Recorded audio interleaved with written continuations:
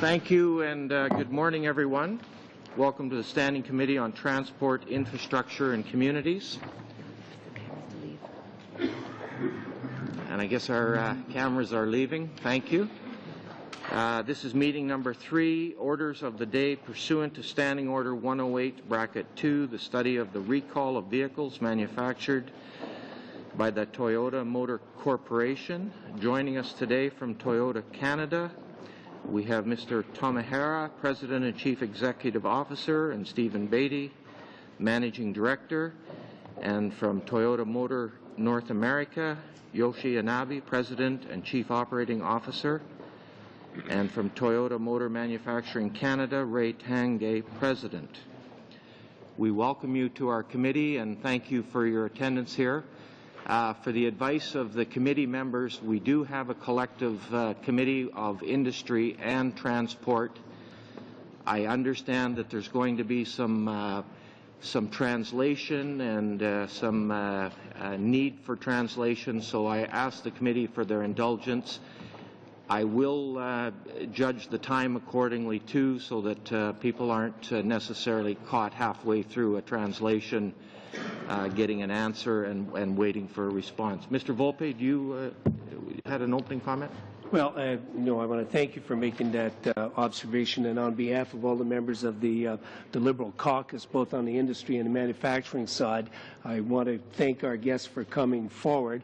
And in particular to Mr. Yoshi Inabe, who has made a special effort to come here. And I realize that there are going to be translators as part of this discussion, and I want to make sure that that they get an adequate opportunity to address issues. And if we are pushed by the clock to do it, that may be a little difficult. So I thank you for indicating that you want to demonstrate flexibility. I fully expect that we'll have the full amount of time allocated to all questioners for this, and it'll be fair to questioners as well as to respondents. So thank you very much for doing that. Thank you. And with that, I'll ask for opening comments, and then we'll move to questions of the committee. And Mr. Tomahara, I presume you're going to make the statement. Please begin. Thank you. Thank you for inviting Toyota Canada to committee today to respond to the Toyota recalls. Over the past few months, many Canadians have wondered whether Toyota vehicles are safe, and we regret that this has caused our customers both anxiety and inconvenience. We intend to address these concerns today as a Canadian company. We sell more Canadian-built vehicles in Canada than any other company. In fact, over half of the vehicles that we sell here are Canadian-built. We therefore welcome this opportunity to explain why Toyota vehicles are safe and continue to be among the safest and highest quality in the world. I know this because as a senior Toyota executive, I have been exposed to many experiences around the world. A decade ago, I developed an early appreciation for Canada's unique market differences, having worked to bring Canadian drivers the Toyota Eco hatchback, a model unique to this Canadian market. As President and Chief Executive Officer of Toyota Canada, my mandate is to ensure that our Canadian operations adhere to Canadian laws and regulations and Toyota's global core values. A Canadian perspective is really important when explaining the recall and all issues related to this campaign and what we are doing in the future to minimize the possibility of such issues reoccurring. We also welcome this opportunity to provide some suggestions to the members of this committee on ways the industry, regulators, and other stakeholders can work together to ensure the safety of all vehicles on Canadian roads. Appearing with me today is Mr. Yoshi Inabe, President and CEO COO, Toyota Motor North America, Mr. Ray Tange, President of Toyota Motor Manufacturing Canada, and Mr. Stephen Beatty, Managing Director of Toyota Canada, Inc. Mr. Inaba, please. Mr. Chairman, thank you for your request to appear here today. I welcome the opportunity to come to Canada, and I have the utmost respect for the Canadian parliamentary system. I always enjoy my visit to Canada because Toyota has such a rich tradition in this country. Toyota started selling vehicles here over 45 years ago and built its first greenfield parts manufacturing facility for North America in British Columbia over 25 years ago. That was followed by a full vehicle assembly plant a few years later. In addition, Canada is currently the only country outside of Japan to build Lexus vehicles. So I have a special place in my heart for the hundreds of Toyota and Lexus dealers, thousands of sales and manufacturing associates, and of course, millions of customers here in Canada. Having said that, I think it is very important that I clarify my role here in Canada and North America. My role as President and Chief Operating Officer for Toyota Motor North America is separate from the operations of Toyota Canada, although I am responsible for all consolidated operations in North America and broadly for business development in this region. Toyota Canada operates as a separate joint venture licensed to distribute vehicles in Canada. In that respect, the responsibility for the Toyota and Lexus vehicles on the road and the compliance by Toyota Canada to the laws and regulations of Canada, including the Motor Vehicle Safety Act, rests with Mr. Tomihara and Mr. Beatty. So please do not take my inability to respond directly to many of your questions as a sign of disrespect. Redirecting your questions to Mr. Tomihara or Mr. Beatty will reflect my effort to ensure that you get the best, most direct response to your questions from the Toyota executive best equipped to respond, and reflects my limited knowledge of the day-to-day business activities that take place in Canada. While my ability to contribute to today's discussion may be limited, I am happy to be here to support Toyota Canada, its dealers, and its customers. Mr. Chairman, Mr. Tange will now provide some additional comments about Toyota's manufacturing in Canada. Thank you. Merci, Monsieur le Président. Thank you, Mr. Chairman, for the opportunity to address this committee. As President of Toyota Motor Manufacturing Canada, I am responsible for our Ontario manufacturing operation, which includes facilities in both Cambridge and Woodstock, Ontario. Cambridge facility has grown from 50,000 to more than 270,000 vehicles, including the Corolla, the Matrix, and the Lexus RX 350. The Woodstock facility opened in 2008 and produced the RAV4. It is the first new automobile assembly plant opened in Canada since the 1980s. And I am proud to say that in just 6 days, on March 22nd, we will start a second shift, increasing our capacity to more than 150,000 vehicles annually. To support the launch of this second shift, more than 800 new team members have been hired over the last few months. Between our locations, Team MMC will be able to produce more than 420,000 units annually. Our direct employment will be almost 7,000 team members. In addition, Team MMC does business with more than 78 suppliers in Canada, providing thousands of additional employment opportunities for Canadians. Et comme environ 50 And since about 75% of the vehicles we make are exported, we are a major contributor to Canada's balance of trade. Again, thank you for the opportunity to appear before this committee I now turn it over to Mr. Beattie for a review of the recalls. Thank you for convening today's hearing. You know, in a perfect world, there'd be no need for recalls. And that, of course, at Toyota is always our goal. But we know we also can't assume a perfect world.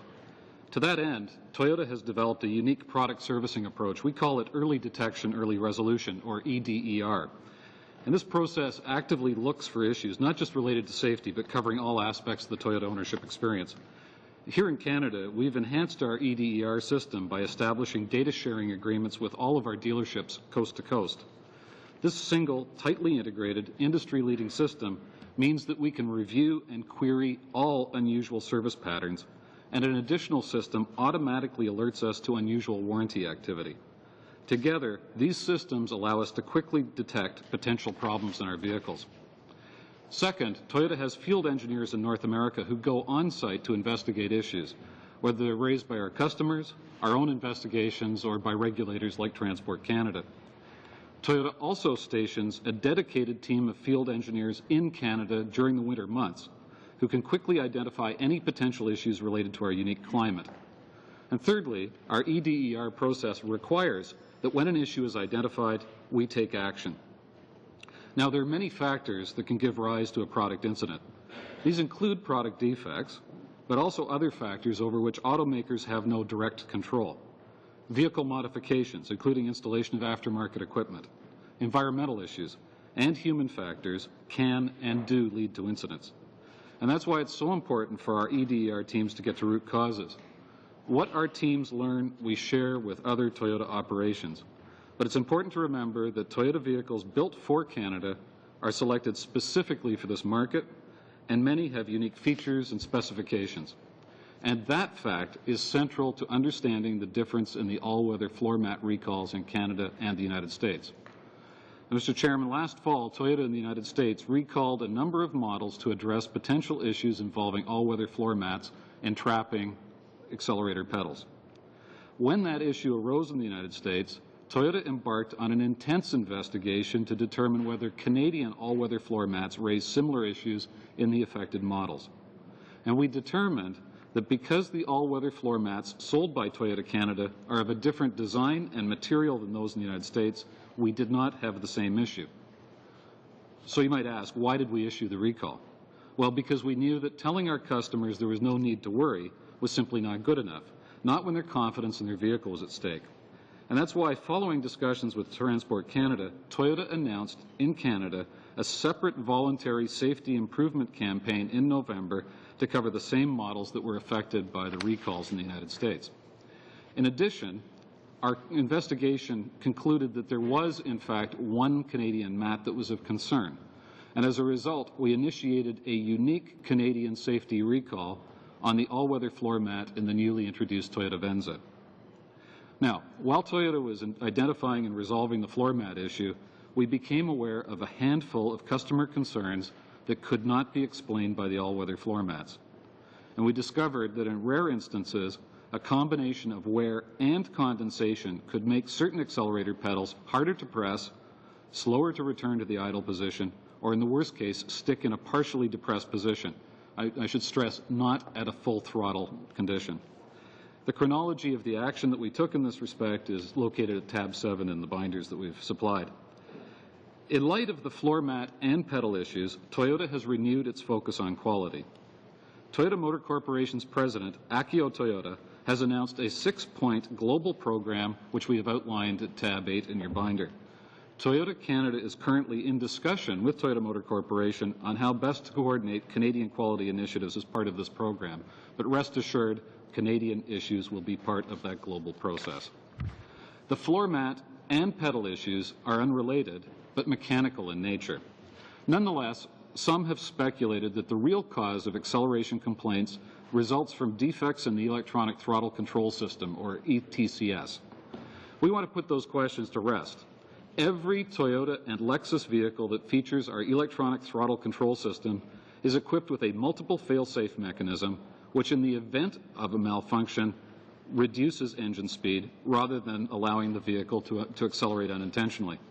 And I want to be absolutely clear about this. As a result of our extensive testing, we do not believe that unintended acceleration has ever occurred because of a defect in our ETCS. Toyota has conducted testing of the electronic throttle control system using the European standard for EMI testing in automobiles, ECE-R10. And our electronic throttle control system is tested to twice the European standard. The robustness of the fail-safes in the ETCS in our vehicles has been confirmed by Exponent, a world-leading engineering firm that has conducted its own independent tests. While Exponent's work is not finished, we will release all of their findings when complete. In addition to the fail-safe mechanisms designed into our ETCS, Toyota's braking systems are engineered to overpower the engine. And we've just finished a nationwide ride and drive program to demonstrate this fact. Now, one enhancement that you've heard about and that we've been introducing across our product line is the brake override system, which reduces engine speed to near idle when the brake pedal is applied whenever the accelerator pedal is also depressed. By the end of this year, all new Toyota and Lexus models will be equipped with brake override from the factory. Meanwhile, as part of our safety improvement programs related to all-weather floor mats, we are incorporating the brake override system in a number of the models included in our campaigns, and a summary of these recalls is provided to the committee members at tab 12. What's important is that we've identified the problem, implemented a solution, and with an over 60% completion rate today on the sticking pedal, we are well on our way to completing the remedies. Finally, every new Toyota and Lexus vehicle in Canada is equipped with an event data recorder. Toyota Canada has provided Transport Canada with an event data recorder reader and an offer for training to help in its investigations. It's important to understand that there is no requirement for vehicles to be equipped with an EDR in North America. There is, however, a NHTSA ruling requiring any company equipping its vehicles with an EDR to make a readout tool commercially available by 2012. Through deployment of EDR and readout tools for our vehicles, we're providing this technology well in advance of 2012. Now, before closing, Mr. Chairman, let me address some of the issues that arose in committee last Thursday. At that time, Transport Canada identified that they had received 17 complaints about all acceleration issues in all Toyota vehicles from 2006 to last fall. Of course, one event of unintended acceleration is one too many. But we don't have 17 unintended acceleration events. These are speed control complaints and include issues such as vehicle hesitation, vehicle component failures where the fail-safes worked, and in some cases misperception about normal operational surges in the electronic throttle control system. In fact, when you look through those 17 complaints, there is only one event in the 17 that can be described as a sustained sudden acceleration event. This was in a 1996 Camry without electronic throttle control. It has a cable throttle system. And one of the benefits of the electronic throttle control is the elimination of binding in the mechanical cable system. It's important to underline, of course, that a complaint isn't the same thing as a finding of defect. In fact, a complaint is the starting point for an investigation, and action is taken where a safety defect is found. Transport Canada noted that Toyota's 17 complaints represented a low volume that is not out of line with the complaints registered against other major automakers. Please remember that both Toyota and Transport Canada are legally obligated to act when a safety defect exists. And it's not in the interests of Toyota Canada, our dealers, or our customers to fail to deal with known problems. We act if evidence of a defect exists. And to ensure public confidence, we've also enlisted the help of outside experts to test and confirm our investigations and processes. We take the safety of our customers and their confidence in our vehicles very seriously. And we believe we're at the forefront of the Canadian industry in this regard. Mr. Chairman, I'd also like to bring your attention to tab 13 in the binder, where we've listed some public policy recommendations for consideration by the committee. I'd certainly like to discuss these in greater detail during the Q&A if time permits, but on that note, perhaps, Mr. Chairman, I turn it back to you and have the questions and answers. Thank you very much. Mr. Volpe, 7 minutes. Bonjour. Good morning. Ohio gozaimasu. I hope I pronounced that correctly. Parents always taught me that it's good manners to wish everybody a good welcome in the language which they feel most comfortable. So, gentlemen, thank you for coming before the committee. I guess all of us are concerned that businesses continue to protect and promote their interest. Cynical people think that that's spin. I think that that's a healthy approach to garnering profits. Second part of that, of course, is that there's an appropriate investment in engineering soundness to ensure safety. I think that's what the committee is concerned about. I know, Mr. Inaba, you're quite familiar with the concerns that have emerged in the United States that perhaps somewhere along the line that the balance between lives versus profits has been approached a little bit too closely. We're concerned about accountability and transparency, both from the producer side and from the government side. As Mr. Beatty just pointed out, there's a very close connection between the two. It's not a partisan issue. It's a consumer-driven issue. The reasons that we wanted to speak to you, Mr. Inaba, is because we wanted to get an understanding whether there is a corporate definition for safety-related defects. And I guess you would be in a better position to address that than your Canadian counterparts. Do you have such a definition? Well, first of all, nothing is more important to Toyota than the safety and the reliability of the product to our customers. And we have held a long-term policy that when it comes to defect or recalls, cost is not the consideration. I give you a reason back, why.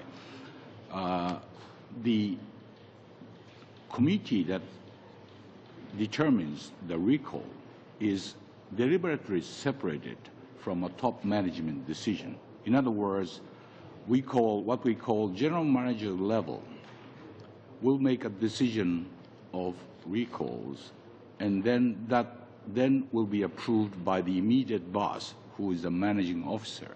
But that decision is stopped there, and there's no top management decision involved in view of cost and therefore profit. So it is being our policy and guiding principle that, again, I have to say that safety to our customers is our utmost importance. Well, nobody wants to question the sincerity of safety. What I think parliamentarians would like to know, though, is when those managers make a decision, they must do it on the basis of data that's collected with the experience of those vehicles worldwide. Yes. As you will recall, you were asked for such data, compilation of data, by the congressional hearings in the United States. Today, we're learning that apparently Toyota is going to use event data recorders to compile that information. Is it your understanding that Toyota will make those decisions on the basis of worldwide event data recorded? First of all, I think by the end of this year, I mean, virtually even today, most of the vehicles is equipped with event data recorder. And the question is the reader. And it's a very, very sort of technical area. I don't know the detail of it, but, the reader is the issue. And we have made available now that by some of the readers, we increased the number of readers now and delivered, actually to transport to Canada was also being delivered. And also we have delivered 3 units at Nizza. By the end of April, we are going to make available 100 units of readers, and then we keep on increasing it. At the same time also, that just for your information, prior to a law requirement, which is in 2012 by the United States, we are making it available, commercially available, by the middle of next year. So it is our interest to know what happened to the vehicles when the accident occurs or some irregularity occurs, so that we are ready to make it available, commercially available, so that anybody can look into that. Of course, it is vehicle owners' right to protect that. So with the consent of the owners, we can make that information available to anybody who's required. But currently, you have the results of events that have been recorded in Ireland, in Europe, in the United States, some in Canada, notwithstanding an effort by some to suggest that it isn't really a significant number. It really is quite a significant number. Transport Canada provided this committee with a document, which document revealed some 125 incidences involving surges and unintended acceleration, and better than 75, closer to 80% of those occurred in the last 5 years. This in the context of what Mr. Beattie refers to as proactive compliance with legislation in Canada. Mr. Inaba, I know you will want to address the issue of whether Toyota is coming to this solution. The solution is just a gathering of information rather late.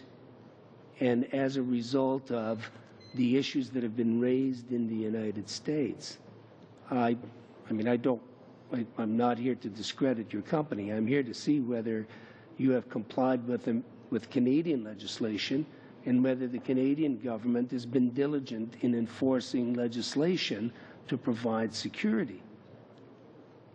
You probably will be able to tell this committee how many civil action, class action cases your company is dealing with today in Canada as a counterbalance to what Mr. Beattie says about proactive activity.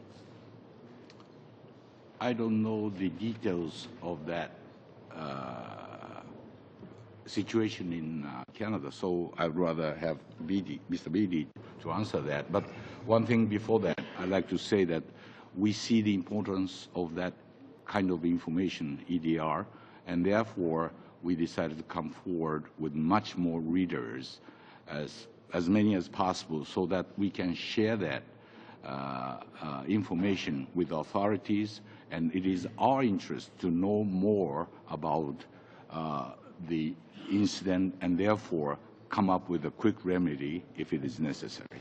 And with that, I have to ask Mr. Beattie to make a brief comment, and then I'll go to Monsieur Laframboise. Thank you, Mr. Chairman. I just want to explain very briefly that if you look at the complaints in the Transport Canada database, and many of those references to surging reflect normal operation of the vehicle, because with the electronic throttle control, revving of the engine changes depending on vehicle requirements. And I'd be happy to get into that in more detail later. But there is one issue that I really want to highlight, and that is a lot of the focus of attention has been on an event data recorder, which typically would trigger a data capture if the airbags have been deployed or under very hard braking. That is not the only place where you get data from a car. And I believe, Mr. Chairman, from your own experience, you'd know that our technicians are equipped with tools that can look at the service history on the vehicle and many of the things that have happened over the last number of cycles of the car. So that when a vehicle is brought into a shop, we are able to identify whether or not errors have occurred in the system, and that data is captured in the service order history that I was referring to in my presentation. Thank you. Monsieur Laframboise. Oui, merci beaucoup, Monsieur le Président. Thank you, Mr. Chairman. And thank you also, gentlemen, for having accepted our invitation to appear. You may know that I had the opportunity to ask questions of Transport Canada, and I mentioned, first of all, to them what my impression was, that Canada is always following the United States in terms of safety and security. So after their appearance before the committee, I wasn't really convinced. I see, Mr. Beattie, in your presentation that you talked only about the 17 complaints, only one of which was related to acceleration, the unintended acceleration. So Transport Canada said they'd never had any such complaints in the past, and therefore it didn't seem like such a big priority. But there's one thing that we heard, as Toyota Canada apparently had received 5 complaints, include for unintended acceleration, and that that information was not relayed to Transport Canada. Now that concerns me because I have serious questions about the importance of safety in Canada in comparison with what we're concerned about the United States knowing here. So why did Transport Canada receive 5 complaints related to accelerators that they didn't immediately report to Transport Canada? That's a very important question, and it goes to the heart of when do you discover that there is a defect. So when a customer brings a vehicle to one of our dealerships, they register a complaint with the dealership to say, all right, I have experienced something. Please review the vehicle and understand what is happening. If the service technician is not able to identify the problem or to fix it, a report is sent to Toyota Canada. We put our own field technicians in place to try to investigate and understand what is happening. Our first case of a sticky pedal was in late October. At the time, we didn't know what it was. What we were able to do was to very quickly not only work through our own internal investigation, but send that information to Toyota Motor Corporation for their review. In this process, we investigate complaints. Some we determine are not a product issue. Some ultimately lead to a vehicle recall. Between the time of late October and January 21st, we had 5 complaints. We took action, 1, to investigate the first time we had a problem, and 2, as the complaints came in, that led us to the conclusion, based on our engineering studies, that there was a problem, and we issued recall. Sauf que, M. Bété, pendant de octobre... Except, Mr. Beatty, that from January to October, or the other way around, rather, during a 5-month period of time, you left vehicles on the road that could have endangered the safety and security of Canadian citizens. And so my major question is why? Why did you not advise Transport Canada immediately? Because I can see even in the documents that you've presented to us here today, I looked through the tabs, you're not even talking about those 5 complaints in this binder. So that makes me think that you didn't want the Americans to get wind of this. So that gives me concern about our Quebec and Canadian citizens. No, there's no intent to hold back information from the regulators, and in fact, any information that Transport has ever asked for, we have supplied to them. The issue is in that investigation phase when you have something you simply don't understand. At that point, it may or may not be a problem. It may be a report of something that is normal in the vehicle. It may not be. In this case, we were investigating and putting engineering teams into the field to find out what was going on. As soon as we had determined that there was a problem, we issued recall. Monsieur Bété, même dans le document que vous nous... Mr. Beatty, even in the document that you have produced here, you're saying that as far as the acceleration problems are concerned, only 60% of the problems with sticky pedals you were stating have been settled, have been resolved, and so that's the problem. Are you able to really see what the problems are clearly when you receive a complaint? Even you are saying you're not able to do so because you're saying you've only settled 60% of them, and you took 5 months to analyze what the problems were. You didn't know what they were. So we find ourselves with technologies that are more evolved than the capacity of the technicians to understand. So I want to ensure that this will never happen again, and that there will never be any more Quebecers or Canadians who will be at risk here. And I'm not reassured in that regard, looking at these documents. You took too much time to find out what the problem was, and also too much time to speak openly to the people about what the problem was. So I think there should be black boxes. That's fine, but the technology has reached such a level that we can't ensure people's safety. That's what I understand looking at your documents. So please reassure me, Mr. Beatty. Mr. Chairman, the issue of the 60% relates to the fact that since we announced the recall, 60% of the vehicles have come into the dealerships and have had the remedy applied. We can only do that as quickly as customers bring their vehicles to our dealerships. Every customer has received a letter from us asking to bring their vehicle in, and our dealerships have the capacity to do this work. There is no backlog in terms of our own operations. And in fact, the completion rate on this is one of the most rapid recall completions in Canadian history.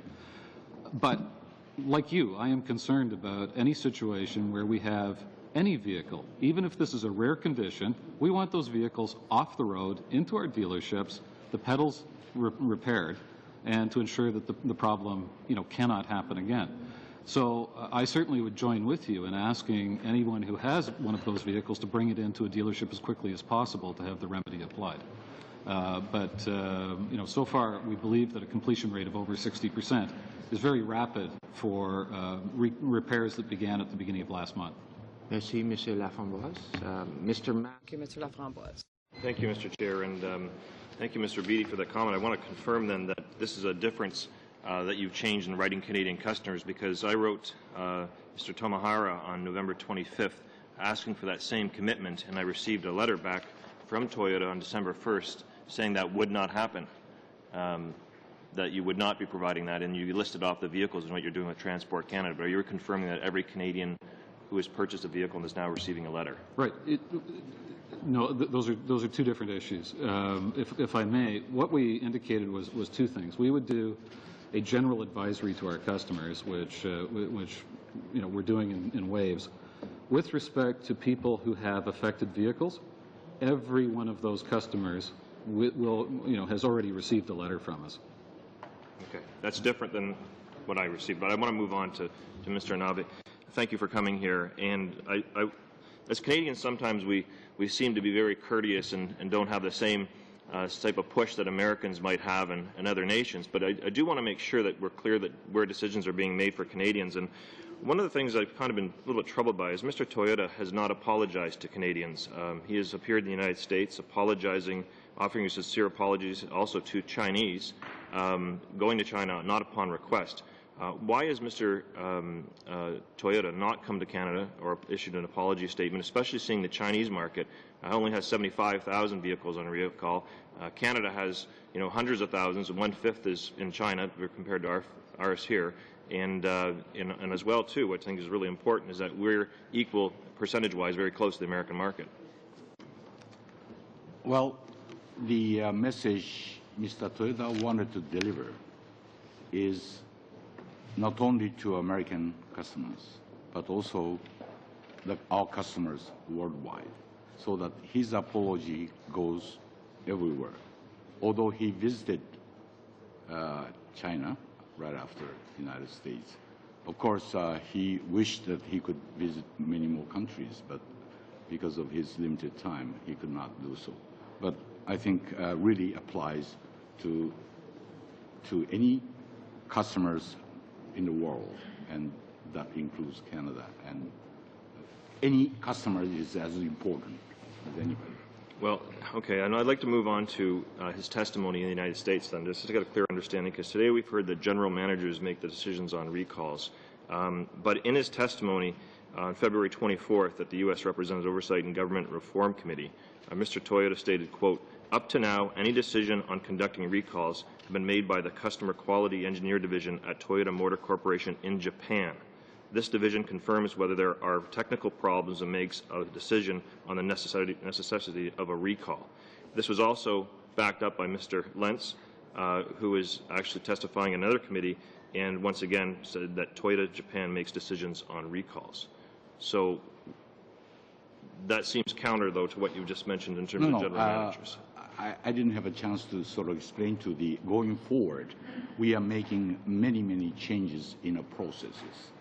And one of them is that Mr. Toyota himself initiated this approach of Global Quality Committee, which is in Japan, formed in Japan. And part of that is always a member of North American there. But also to the recall, specific to your question, that we have changed our format of decision-making process of recall. And it used to be that it is strictly done in Japan alone and by the Japanese alone.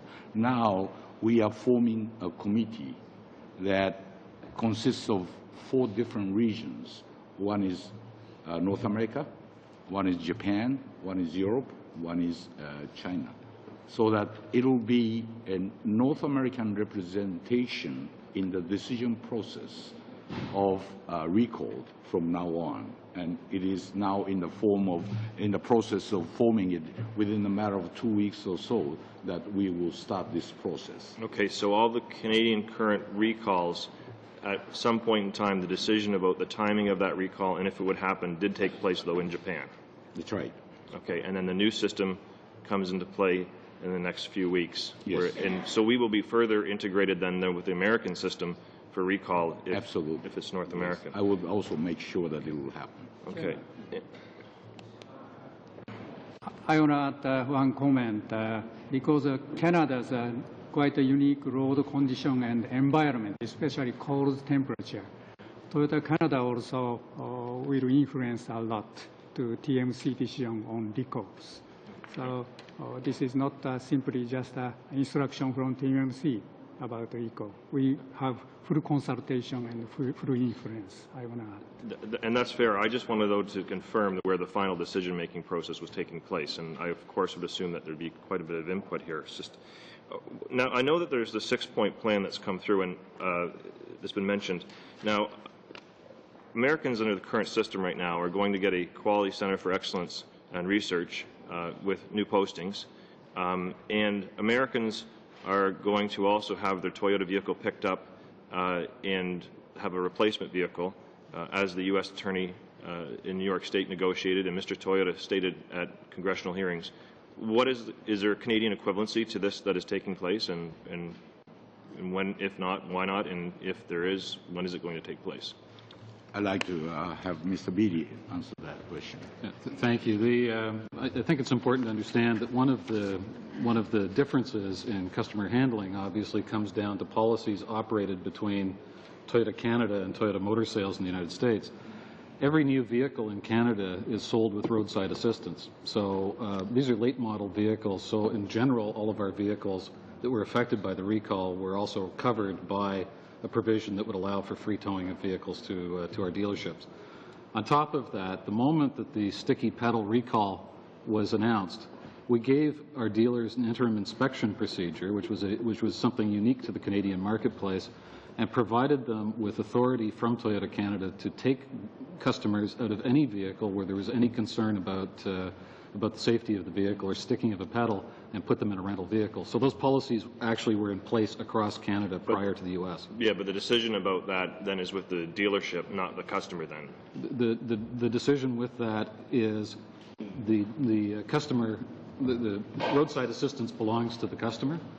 So the call to roadside assistance is what gets the car in. The decision with respect to the to the vehicle was right from the outset, if the customer's got concern, get them out of the vehicle and put them in a rental car until we can address the pedal. Once the pedal is addressed, then they're back in their car. Thank you, Mr. Massey. Mr. Watson. Thank you, Mr. Chair. Thank you, of course, to our witnesses for appearing here today. Mr. Beatty, you gave testimony earlier that you discovered the sticky gas pedal issue in late October, and ultimately you had to submit a report to Toyota Motor Corp for review, and ultimately a recall was issued January 21st. According to Transport Canada, you had a meeting with Transport Canada officials, or Toyota did, on November 25th of 2009 regarding the floor mat issue. You didn't mention at that time there could be an alternate problem that you're investigating? No, it's typical that in any discussions with Transport Canada, we're focused on a specific agenda item at the time, as opposed to going into any of the other technical issues we're investigating at that point.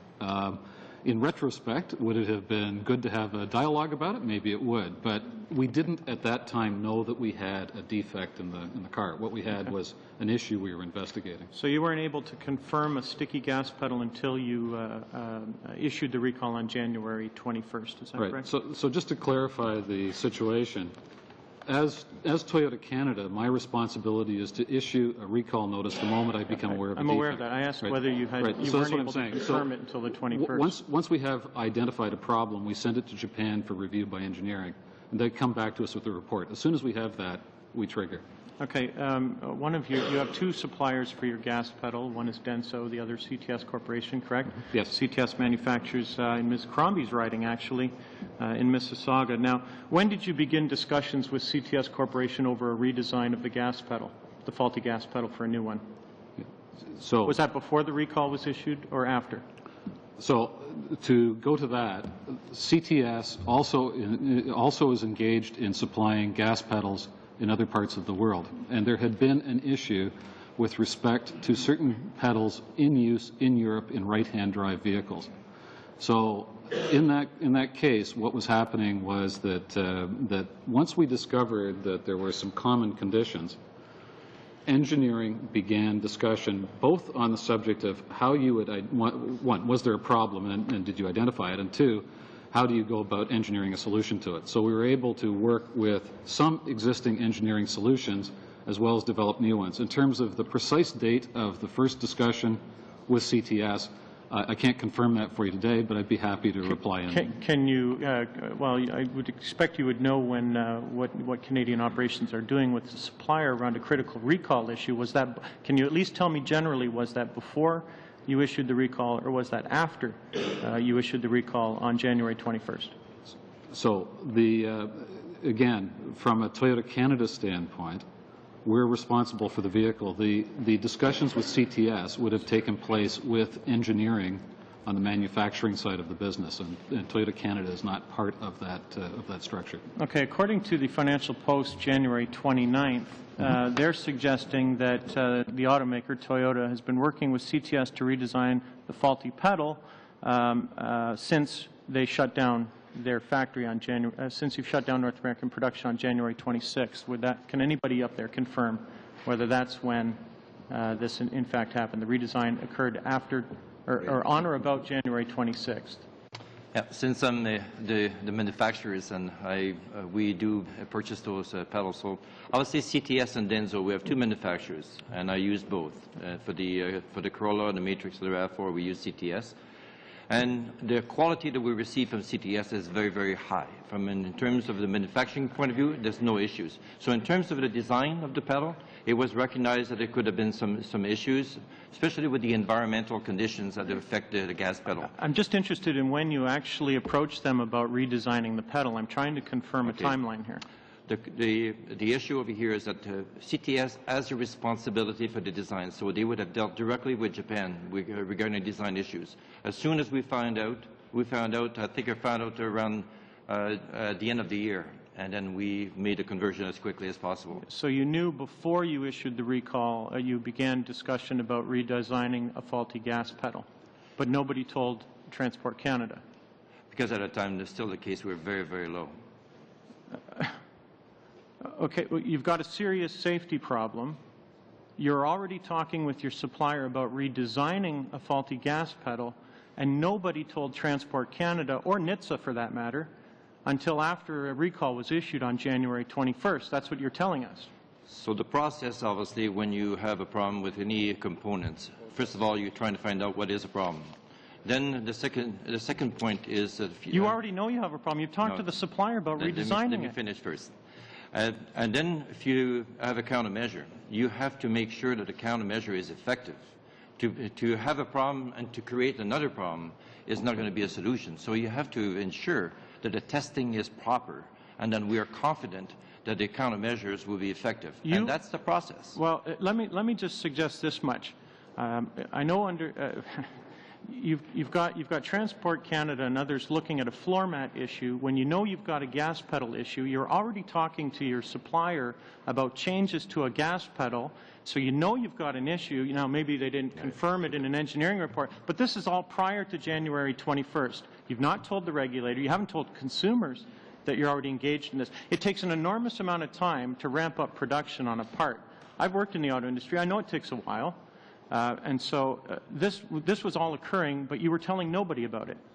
You were just talking with your supplier about it.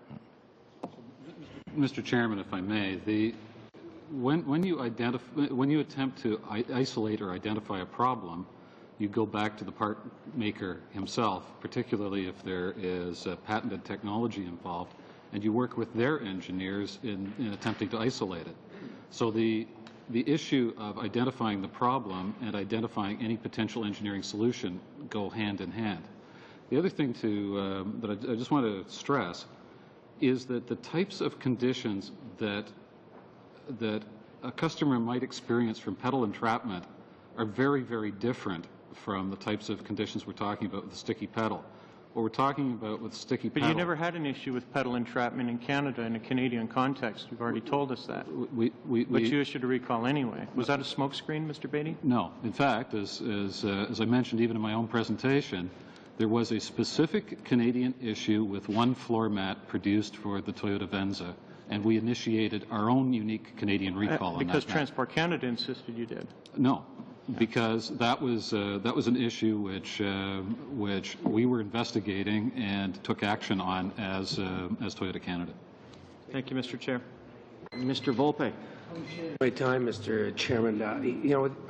Mr. Naba, I did ask you whether you had a corporate definition for safety-related defects, and Mr. Beatty has given us an indication that no, you don't, because you need to be able to get the information that you don't have. However, going from 2000 to 2009, the complaints regarding unintended acceleration to NHTSA went from 48 to 660 on an annual basis. And the documents I referred to from Transport Canada indicated that there had been such complaints from as early as 2000. And contrary to what Mr. Beatty says, in fact, there were about 125 complaints specific to that issue. I'm having difficulty understanding on what basis you make these decisions about recalls which are not recalls, at least on the basis of documentation I have with me. But I'm going to ask Mr. Garneau and Mr. Garneau to fill in that, please. Thank you. Thank you, Mr. Chair. I think it's true to say that Toyota has enjoyed a world-class brand reputation, at least certainly until very recently, and most would say well-deserved. I have to say that I was the proud owner of a Camry myself for 11 years. I'm also an engineer, and I know that you have to be vigilant when you design, build, or repair an automobile that can be a dangerous vehicle. And I'd like to refer to the statistics that my colleague Mr. Volpe just brought up, which are the NHTSA ones that talk about 48 complaints of unintended acceleration in 2000, and that number creeps up to, by 2009, to 660. This disturbs me to see the number go up so high, and you have mentioned that they're really talking about 17 different classes of accelerator-related issues. I'd like to point to some of the testimony that was provided in some of the complaints here in Canada, one in April 2004 that talks about described the brake pedal as feeling stuck. This is in April of 2004. Another complaint in May of 2004 said the complainant had experienced several sudden acceleration and engine runaway incidents. That may be one that, as you point out, may not be an accelerator pedal, may be the engine suddenly revving for reasons that are unexplained. Obviously, whether that's the accelerator pedal actual acceleration or not, any time an unexpected event of that kind occurs, it's a startling event for the driver and can actually increases the chances of an accident. In January of 2005, the complainant said they pushed the accelerator to the floor, only the accelerator did not come back. And in June of 2005, the complainant said he lifted his foot from the accelerator, but the vehicle continued to accelerate.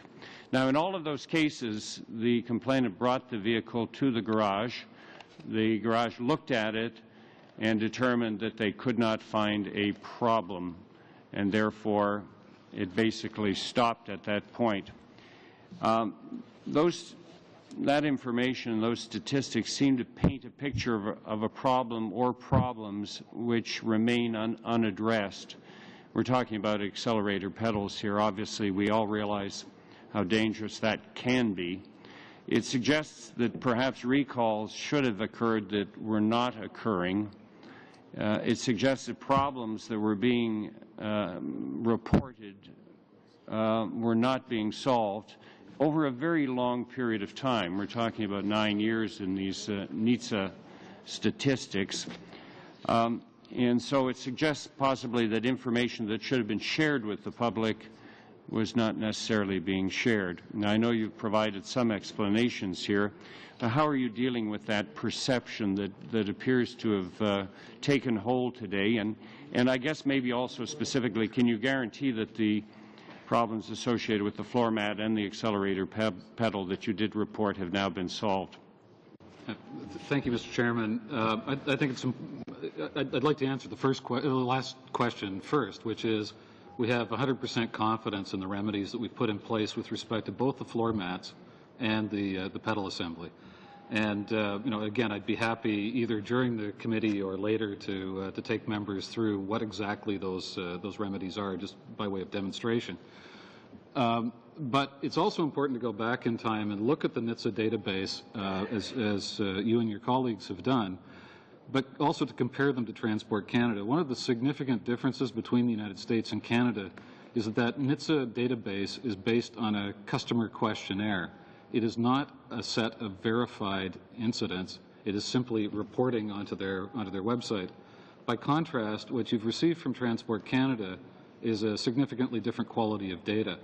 Transport looks into those complaints and attempts to verify what has been going on. In many cases, those complaints come nowhere near the manufacturer. They're handled by Transport Canada investigators.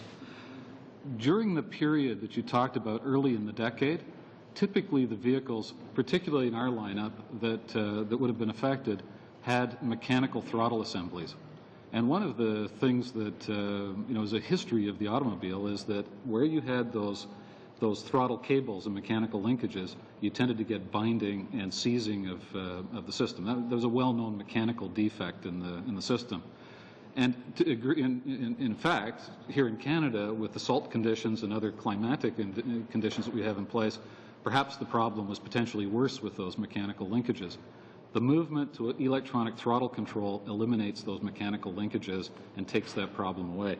When I look at the NHTSA database, roughly 40% of all of the recalls in the United States on unintended acceleration, and I'm seeing 12 manufacturers affected by it, were cable binding incidents.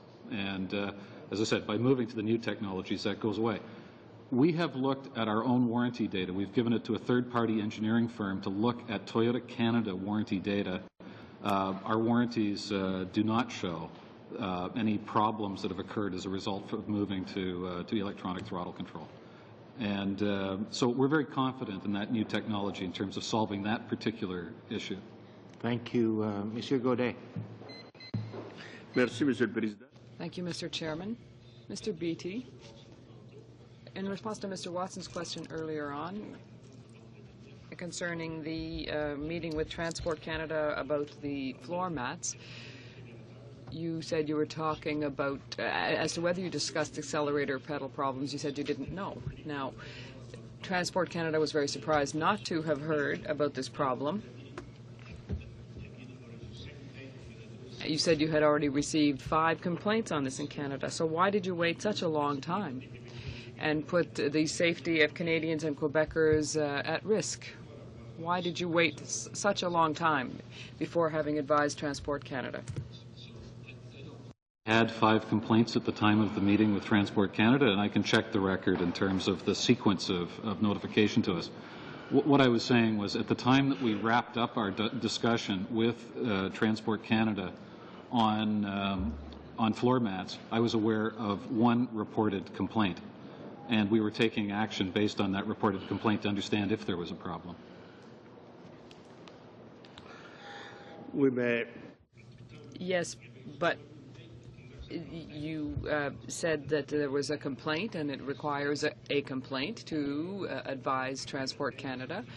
So when you receive a complaint, do you send it directly to Japan, or do you send it to the manufacturer or to Transport Canada? When you receive a complaint, it says here that receiving a complaint isn't the same thing as advising that there's a defect. So I don't know. When I take my car to the garage and there's a problem and they're able to solve it, that's one thing. But what's the difference between the steps you take and a complaint? And if there's some measure that has to be corrected, it's not corrected. It's the manner in which you spoke about it in your presentation. Car into the dealership for servicing, and they're not able to fix whatever you're complaining of, whatever you experienced. They will try to identify it and make adjustments to the car to take that problem away. In some cases, they're not able to identify what the problem is, or even if there is a problem, they escalate it to the technicians at Toyota Canada. Our own technicians go on site to attempt to understand what if any, issue exists. If there's something that we don't understand, we issue a technical report which moves through to quality control in Japan. And engineering then looks hard at these issues to say, look, under normal circumstances, if we had a problem, we would be able to deal with this in the service shop. There's something here we can't explain. So please investigate and get back to us as quickly as possible to determine if there's a problem, and then we will act. But again, until you know what it is, it's impossible to take action. oui, mais je comprends votre. Yes, I understand your perspective, but the truth is you took 5 months before advising Transport Canada. It took 5 months. So that means that you've been to Japan and perhaps you spoke to your manufacturers here who might have given you an answer. But why would you go to Japan without turning to Transport Canada when you knew that there was a problem with the pedals? So it took 5 months before you advised the department. And that's the problem for me, because that put the safety of people at risk. It took 5 months. And Mr. Tanguay here is your manufacturer. You turn to Japan before turning to the manufacturers. I'm just having trouble understanding this. Be clear, although Mr. Tanguay joins us at the table and is responsible for manufacturing at plants here in Ontario, my manufacturer is Toyota Motor Corporation in Japan. So I buy all of my vehicles from Toyota Motor Corporation, and that is the line of technical responsibility between Toyota Canada and Toyota Motor Corporation. So when I have a technical issue, we turn to the global engineering teams whose responsibility it is to look at these. As I said, the only difference between us is this. A complaint may be resolved in many different ways. We may ultimately, after investigation, discover that nothing happened, that it was just a misunderstanding. Until we know, we can't put a solution in the marketplace. And the reason we don't want to put a solution in the marketplace is you may end up doing more damage than actually correcting a problem. That said, again, I have no problem with complaints reporting. If that's what if that's what the Parliament of Canada wants to do, that's perfectly appropriate. But we operate within a system in Canada that requires defect notification from the manufacturer, not complaints notification. By the same token, not all of the complaints that are issued to Transport Canada come back to the manufacturer. So I think you may be hitting on an important issue, which is better communication in both directions can be of assistance in, generally with road safety. Merci, Mr. Godet. Thank you, Mr. Goody. Thank you, Mr. Chair. Thank you very much to our officials from Toyota Canada and Toyota Motor Corporation for appearing before us today. I would like to begin by continuing to focus in on the situation with respect to the sticky pedal. I wonder if, and perhaps my questions will be primarily directed towards yourself, Mr. Beatty. Could you please explain, to start off, exactly when and exactly how you pinpointed the causes of the sticky pedal problem? So, Mr. Chairman, again, just to be clear about this, the basis for action in Canada came from field report of a problem with the vehicle, and that came to our attention in late October.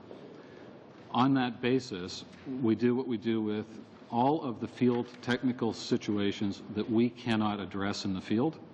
We put those back to quality control in Japan for further investigation and resolution. Okay. And please, from that point, walk us through the steps that you took and the timeline involved to resolve the sticky pedal situation. So, as usual, what happens is, is an iterative process. As we get more reports from the field that seem to match the same description, those are added to the reports that are sent to Japan. So each time one of those is triggered, that data is then put back through the system to engineering. Engineering itself begins to look at the process. Typically, where a part is developed with an outside supplier, they'll work with quality control at that supplier to try to understand what the problem is and replicate the condition. So that replication was, was subsequently done. I can't give you a precise date for that, but I'm sure we can supply that to you later if that's, if that's necessary. They look to then identify that not only have they identified one situation where it occurs, but they've identified the only case where that occurs. They put it through multiple testing in order to try to determine whether or not they've isolated the cause. In this case, they were able to identify a condition of both wear and condensation. As that happens, you then have to go about trying to engineer a solution to it. So you can't trigger a response without being able to, to know that you have an engineering solution to the problem you've identified as well. So in that process, pedals are cut apart. They're subjected to various types of engineering treatment to try to determine whether or not you've fixed the problem, and they are tested under more extreme conditions than you would normally encounter in the marketplace. So hundreds of thousands of cycles on machine in exposure to high condensation, high moisture conditions to ensure that that not only can you not reproduce the condition immediately after you've made the pedal adjustment, but that it goes through what amounts to many years of hard in-service use. So we have to replicate that in a lab in order to do it. Obviously, we can't have 15 years worth of experience on it because there wasn't 15 years of experience between the first report and the time we were able to take a recall. Once we've identified the problem, once we think we have a solution, in development, we still can't take that solution to Transport Canada until we're convinced that it's something that we can deploy into the marketplace. So we trigger a recall, and some cases in the industry, we trigger a recall many months before there's a solution to the problem. In this case, because of the technical issues related to trying to pinpoint the problem, the engineering was basically running on a parallel track. So there was about a week time lag between the time we were able to speak to Transport Canada and say we'll issue the recall, and the time that we came back to them with support from engineering to say, all right, we believe that this is a viable response to the problem and it will fix the problem. The reports came from the field somewhere in Canada, I presume. What process do you have in place to share and exchange information with your counterparts in the U.S. and to understand the owner experience there, given that 70% of your cars are exported? Right. So the same customer quality groups are responsible for the United States and Canada. So the vehicle data, in essence, is merged as we move to that step. There are unique road conditions in Canada that will give rise to unique Canadian problems. So we first try to isolate those to determine whether or not there's something that is so unique to Canadian operating conditions that isn't what is causing the problem. But in general, all of that engineering data is merged and is looked at together. And in fact, in respect of sticky pedal, my understanding is that you had a similar number of complaints in the United States at the same time the process was tracking together for both Canada and the U.S. Thank you, Mr. Braid.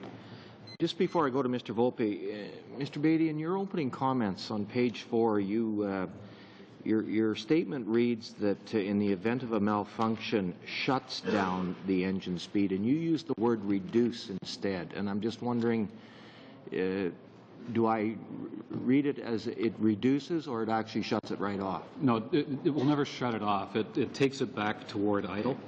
That's fine. Just to be clear. I just wanted to be clear on that. Mr. Volpe. No, Mr. Chairman, I'm still disturbed by the fact that we don't have a common safety-related defects definition, and I'm even more perturbed by the fact that Mr. Beatty keeps talking about things that can be explained away when he's telling us that the engineering is taking place in Japan. When do we go to Mr. McTague? Thank you, Chair. Ohio gozaimasu. Good to see you here today. Thank you for being here. I will go very quickly to a series of 4 questions, and I believe my colleague Bonnie Crombie has the remaining questions. In very quick and short order, at what point does the electronic throttle control fix? How far back does it go? To what models are we talking about? To what year? That's the first question. You can answer this later if you wish to each of the panelists. We have a discrepancy in the number that you furnished, Mr. Beatty, with respect to the number of people who've complained, and it has been raised by Transport Canada of 17, yet Transport Canada has 125, appreciating the fact that those may be over several years. I'd like to know whether the fix that you have provided has seen a corresponding response by Toyota owners, as we see in the United States, that on cars that have been repaired, complaints of about 60% continue to demonstrate a persistence in the problem. And finally, if I could also ask the extent to which your company is involved in lawsuits relative to these complaints, if you could give us an actual specific number. Arigatou gozaimasu. Thank you. I'll try to remember all of the questions. With respect to lawsuits first, as you know, when it comes to class action needs to be certified. So I'm not aware that there are any certified class actions in Canada at this point. We've heard, obviously, from a number of parties about possibility of it, but at this stage, I'm not aware of certified actions. With respect to the number of complaints, if you go back to last Thursday, Transport Canada was talking about 17 complaints 2006 to September 1. They then also supplied you with data for complaints that have come in since September 1, basically for the time period that coincides with publicity around campaign recall, specifically in the United States. And one of the things that we do know is that for any type of a recall, no matter what it is, publicity increases the number of complaints that come in. In some of those complaints, they are going back in time to say, well, now that I think about it, this case some years ago, I think may have been related to it.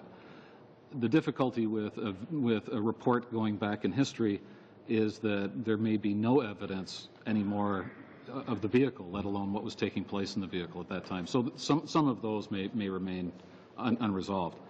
I'm afraid I've forgotten. Question of persistence. Dan, let me go to the break override. Sorry. Just question of persistence of those that have been fixed. Have customers returned to complain that the problem has not been fixed? Right. I'm aware of one case in Canada where a customer came back to us and said after the pedal remedy that they had the same problem that they had reported to us beforehand. We sent technician engineer on site. And what we discovered was that the customer had been looking at the vehicle tachometer and had been reporting both before and after the pedal a normal operating condition, which was fast idle on cold weather startup of the vehicle. So, in fact, it wasn't an issue related to the pedal. It was an issue related to the management of the engine itself, which was a normal operating condition. Final, before turning this over to Ms. Crombie. Are you absolutely convinced that the structure of Toyota Canada, reporting to Nagoya or to Toyota City or to Torrance is sufficient to give Canadians a modicum of protection consistent with the integrity of your company? Absolutely. Here are two things that need to be understood. One is a basic operating principle of Toyota Motor Corporation is given to all of its executives on a worldwide basis is obey the laws of the country in which you operate. And first and foremost, we not only have teams inside Toyota Canada that are responsible for identifying problems in the marketplace, we also have full confidence in our manufacturer to do the engineering to follow up. Mr. Lake, or Mr. Wallace, I'm sorry.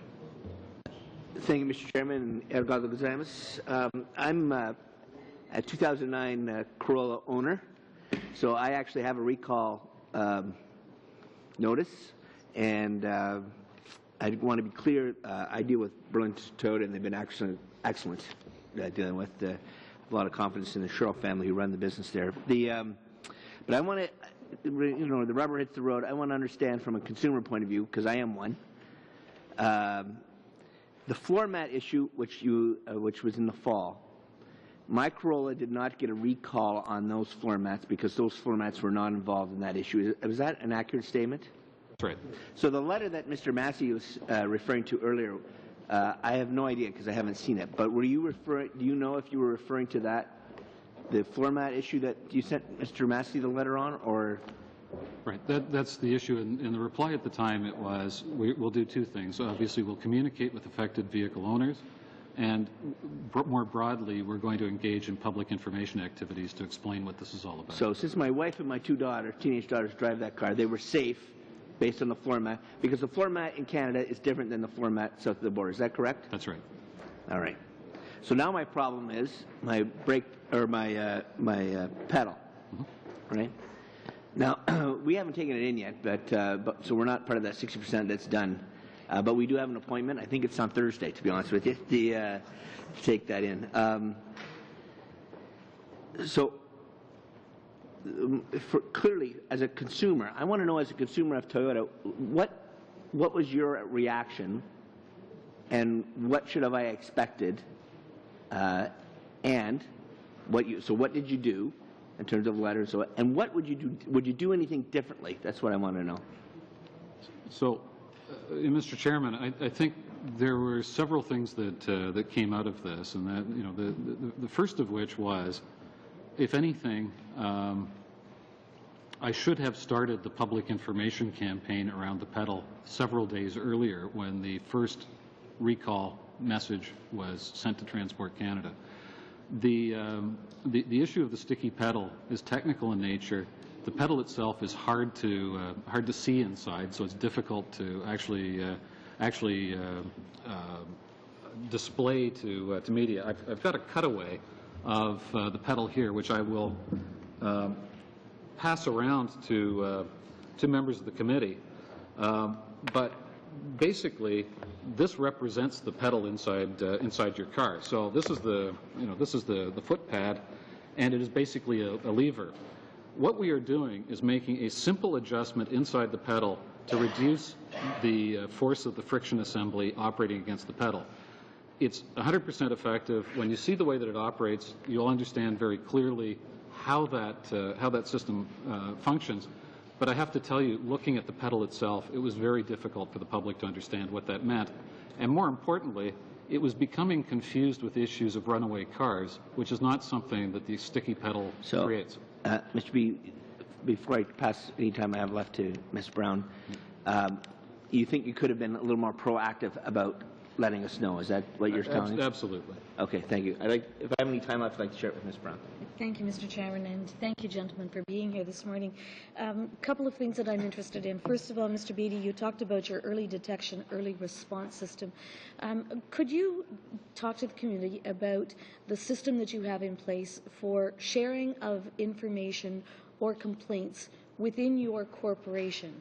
If I were to take my car into a dealership and have them do work on it, is that information automatically shared with the corporation? And how many of those indicators do you take before it triggers a response, oh, we've got a problem? And what kind of variables do you look at? I'm sure there are as many variables in these situations as there are drivers of cars. So how many variables do you look at before you recognize that there's a challenge? So that's kind of the past. Into the future, you've said in one of your recommendations that policy should be developed to require and promote continued driver education. So part of those are those variables that I'm talking about.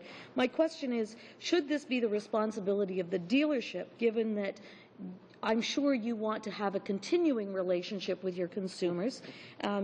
So should it be the responsibility of the dealership, or should this be something that's mandated by Transport Canada? So I think the answer to the last question first is both. We're increasingly doing second delivery nights with our vehicle owners in order to explain new technologies to them.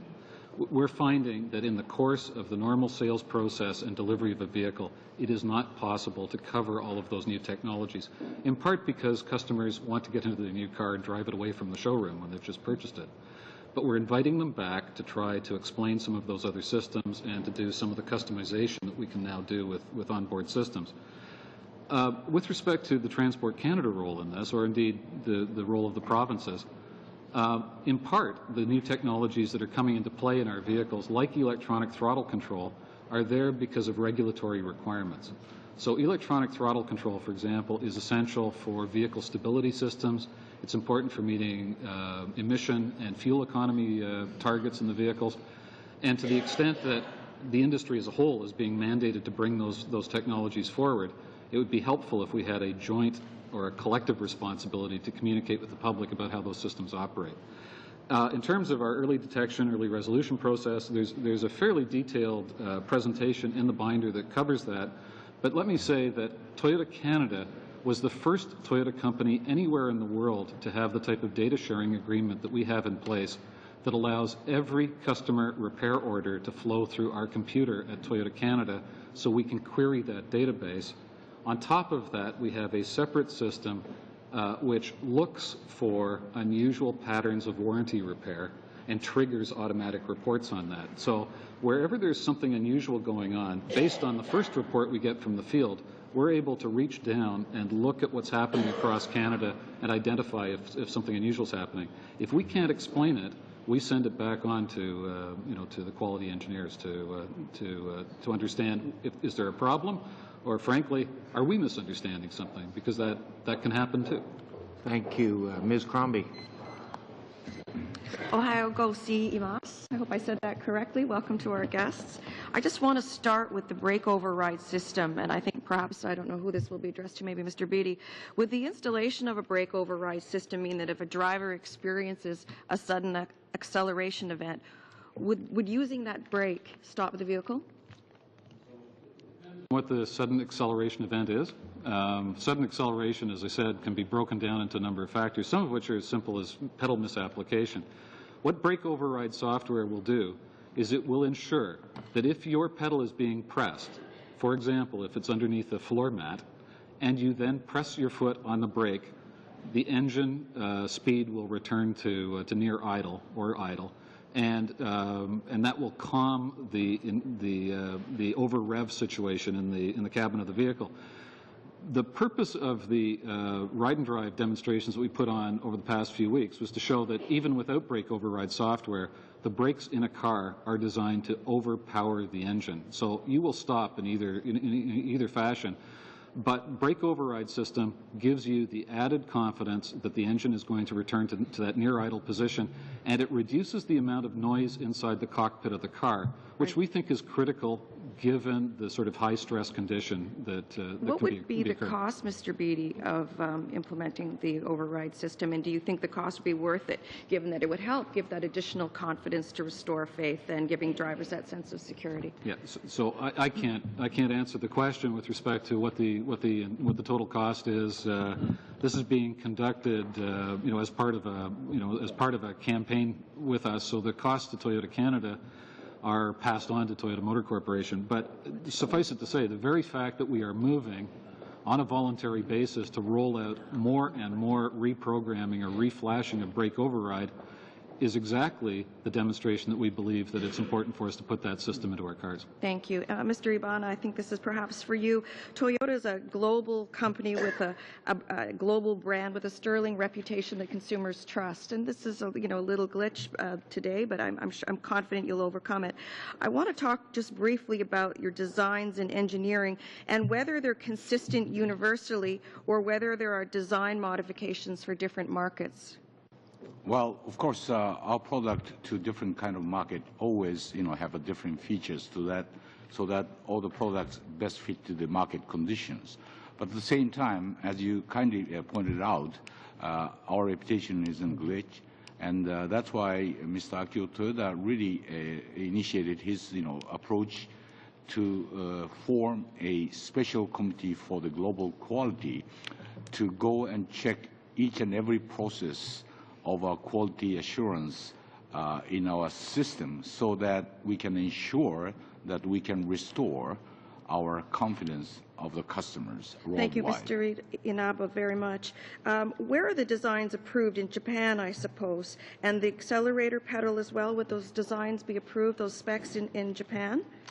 Well, it is sort of like in transition.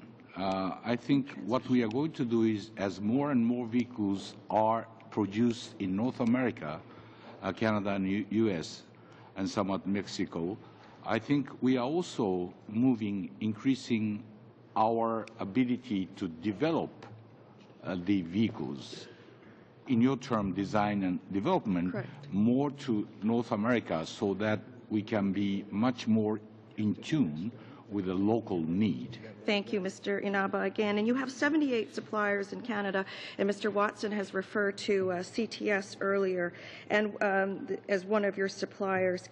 Did CTS satisfy your manufacturing criteria and specs? Are they in full compliance, and were you satisfied with CTS? Better. Yeah, this is great. Yes, CTS met our requirements, so we gave them a specification, and they had a responsibility to design this whole unit as an entity, and it met all the specification.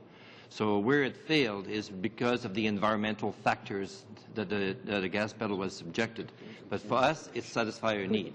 As a matter of fact, when we evaluated the CTS design versus Denso, we had very high confidence that they had many good features that they introduced at CTS. And so that's why weren't those factors taken into consideration? Those factors were very much into consideration. What we couldn't find is the impact on the environmental factors that affected some of the plastic components inside the gas pedal. So that's why we could not detect. So when we did the bench test, that didn't show. So all the reliability tests, it didn't show. So only after some of the vehicles were subjected to the field, then we found a few of these incidents. Have you ever considered legal action against the company? So basically, like in manufacturing, for example, we analyzed all the warranty data. And those defects over here, they were so small and sampled, they really didn't show up in our radar chart. It was not so visible. But then as soon as they found out in the field that there was actually some actual design failures, then that's where everything got activated with design in Japan, and that's where the case was sent to Japan for investigation. Thank you very much. Monsieur Lafarboise. Merci beaucoup, Monsieur. Thank you very much, Mr. Chairman. I'd like to come back, first of all, to your statement, Mr. Beattie, because you said that we are not obliged to talk about complaints, but we have to reveal defects. It took 5 months before those complaints were revealed to be defects. Transport Canada was very surprised not to have received any warning of this, because you received the 5 complaints before you had carried out all of your analysis. Now, you explained to us that has to be sent to specialists. You have specialists who meet.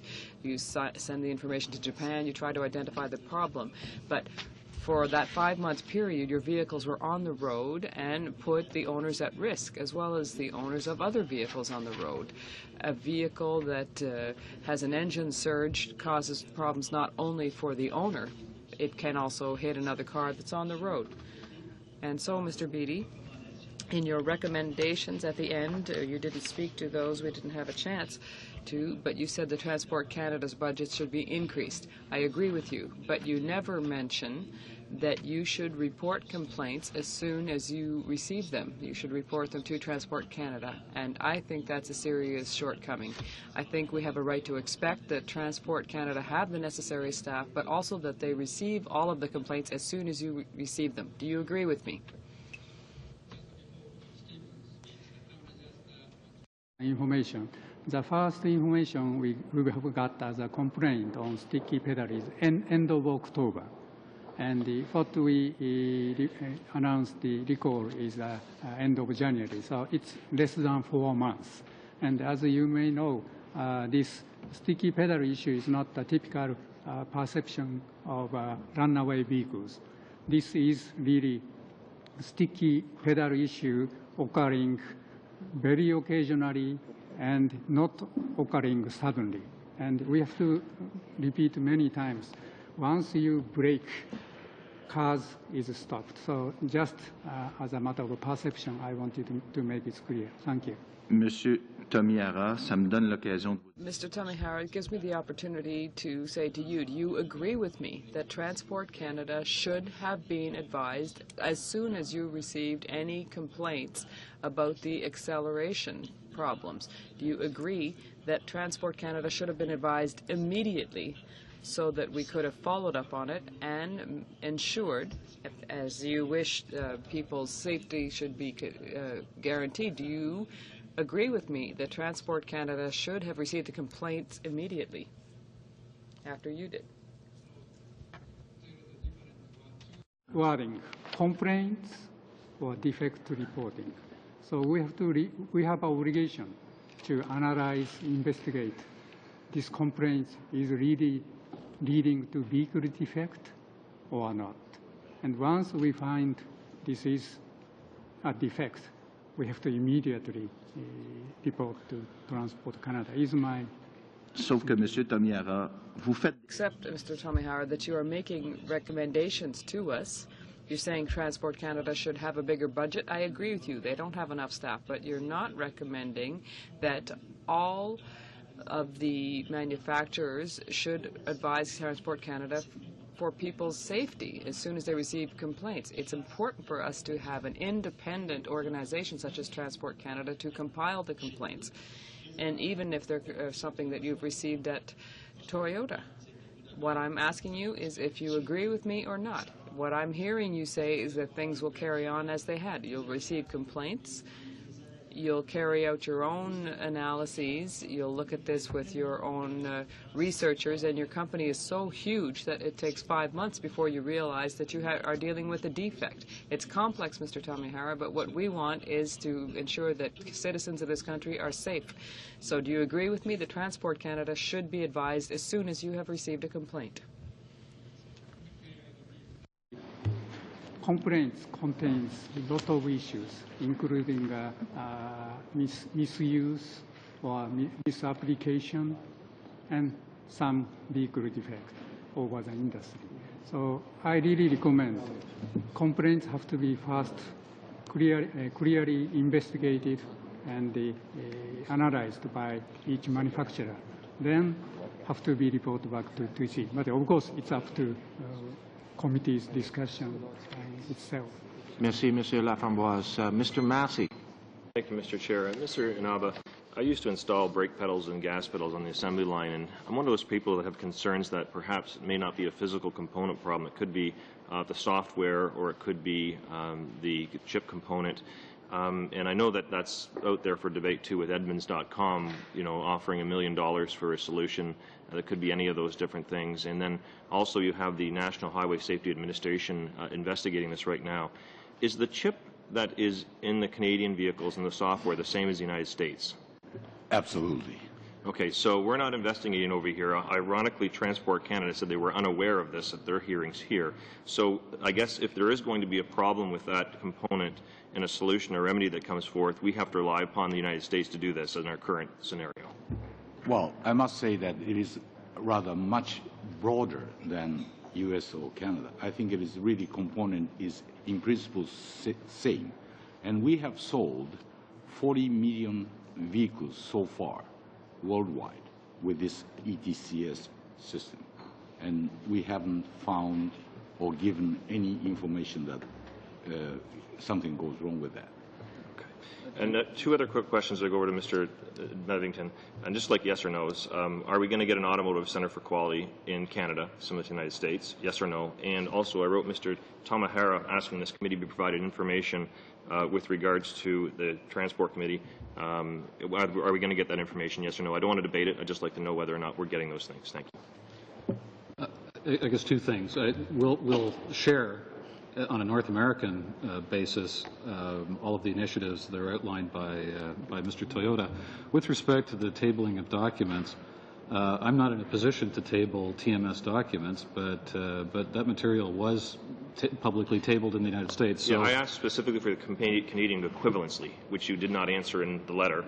I asked for the Canadian equivalency of those documents. I have no idea what those documents are, so I can't respond.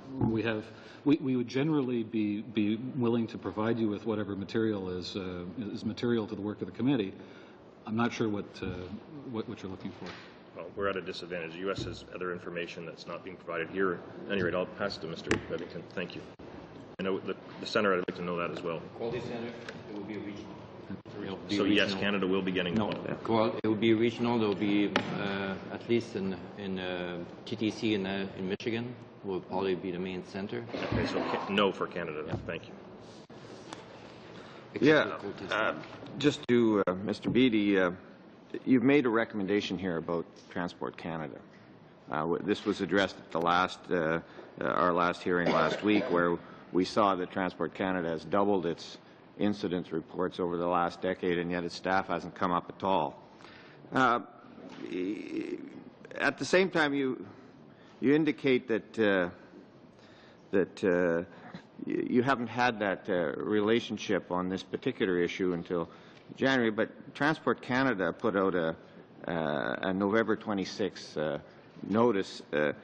Transport Canada applauds Toyota's actions to protect consumers. They talk about Transport Canada has worked with Toyota Canada on this issue, so I assume if they put it out on November 26th and they've worked with you on the issue, that this goes back a ways. So we've obviously had a lot of interaction with Transport Canada on this issue back considerably before, I guess, the official notification that took place. So I'd ask you, can you table all the documents showing your interaction with Transport Canada from day one on this particular subject to this committee, so that we can actually see how Transport Canada has interacted with you, so that we understand the nature of your particular recommendation, saying that Transport Canada it needs more resources, it needs an upgrade. Without understanding how this process has taken place with Transport Canada, between Toyota and Transport Canada, we can't really identify where the issue lies. So is that possible that you can bring that information forward and give it to this committee? I may be able to. It depends on whether or not there's any privileged information in the communication. So I'll have to go back and have a look at that. But as I said, our general view is we'll support the committee with whatever information we can. We can go in camera and deal with that information, and certainly we would appreciate that information, because quite obviously I have a concern as well with Transport Canada's resources, the number of inspectors, the rate of incidents going up, and the rate of incidents moving away from major manufacturers into a whole variety of other manufacturers of automobiles across the world. That's where I see some of the issues arising. So it may not be with you that the relationship is. In fact, the relationship may have changed with you because of the additional work that Transport Canada takes on with many other suppliers of automobiles from around the world. Thank you, Mr. Bevington. Mr. Lake. Thank you, Mr. Chair, and thank you to the witnesses. Mr. Tobahara, I have a question regarding the sticky pedal issue. I just want to hear a clear answer whether Toyota believes that left unresolved, the sticky pedal represents a safety concern for those affected. Can I ask again your question? The unresolved sticky pedal, can you repeat this again, please? If it's left unresolved, does the sticky pedal represent a safety issue for someone affected? Yeah. As I mentioned before, sticky pedal issue doesn't occur suddenly, and it's a rare issue. And once you brake, cars will stop safely. However, we have to really promote all customers, which is not get the fix of a sticky pedal, to visit dealers as soon as possible. Of course, if for a driver, I'm just thinking about my driving experience. If I'm got my gas, my foot on the gas, and I need to slow down suddenly for some reason, the first thing I do is take my foot off the gas, expecting that my car is going to slow down before I put my foot on the brakes. So, if I rear-end the guy in front of me, I would think that that would represent a safety concern for my family or whoever's in my vehicle or them. So Mr. Chairman, the answer to the question is yes. We've taken the step of triggering a recall under the Motor Vehicle Safety Act, and that's, as far as we're concerned, there's an issue of safety. It needs to be remedied, and we're putting that remedy in the marketplace. Okay. Now, in follow-up to that, based on what I've heard today in response to questions from several members of the committee, it sounds as though Toyota's basis for the timing of their reporting, of your reporting, which initiates a recall, is when Toyota has a solution to the problem, rather than when you determine there is a problem. Now, that would be okay if the problem is with your stereo or your heated seats or something like that. But when it's a safety-related issue, it seems to me that that's a significant problem. And I guess I would just ask is, would Toyota acknowledge that this is more than just a communications issue, that there's an issue directly relating to the safety of Canadians? And I guess the follow-up to that was, will Toyota be reviewing their protocols and maybe changing their protocols on that basis? So I guess there are two things. If there's been any lack of clarity about this, be very, very clear about it right now. When we get a complaint or notification of some sort of incident where there may be a safety defect, we take it very seriously. We act very quickly on it. And what I was saying, however, was that in response to trying to identify the solution, you not only in this case were trying to identify what it was, but by applying various remedies to it to say that you'd actually isolated what that problem was, that there wasn't something else that was hiding behind it. Right? So that was the process of the engineering that we were doing, was to try to understand, well, okay, we found one thing that causes this problem. Is that the only condition that's here? Because if we acted only on that basis, that would have been a mistake for us. It would have been a mistake for our customers in Transport Canada. So in follow-up to that, was there ever any consideration taken while the investigation was going on, after you determined, yes, there is an issue, we don't know what's causing it, was there ever any consideration given to issuing a recall in the interest of the safety of Canadian consumers? Obviously, there would be a cost attached to that for Toyota, because you wouldn't have a solution for them right away, and you would have to bridge the gap with some form of compensation in terms of a rental vehicle. Was there consideration given to that? May I, Chairman? As a matter of principle, yes, that is the case. In fact, this sticky pedal situation, although luckily short, though, before we came up with this solution, but there was a stop sale.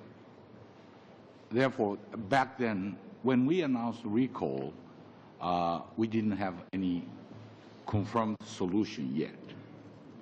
And therefore, we had to naturally go into a stop sale situation, which would be a principle going forward too. When we find a defect, serious defect, we have to recall it, no matter what. Thank you. Mr. Dhaliwal. Thank you, Mr. Chair. Ohio go gozaimasu. Welcome to the committee. Being a professional engineer, I personally have my beliefs that if I have limitations of my own work, how can others believe otherwise? According to NHTSA, 400% more vehicles with electronic throttle control system complaints compared to manual control vehicle. It raises the eyebrows, but on the top of it, when Exponent, the company, acknowledges some of the limitations with their system, and they neither claim to have looked at all those issues. Even though, Mr. Beatty, you have said that unintended acceleration never occurred. Contrary, firm does not believe its own results are scientifically valid. How can you suggest that their work is conclusive when they do not? And you have known, and the second question is, you have known this problem for many years. What have you done to rectify, and have you had discussions with the Transport Canada? Because Transport Canada has a mandate to protect Canadian consumers.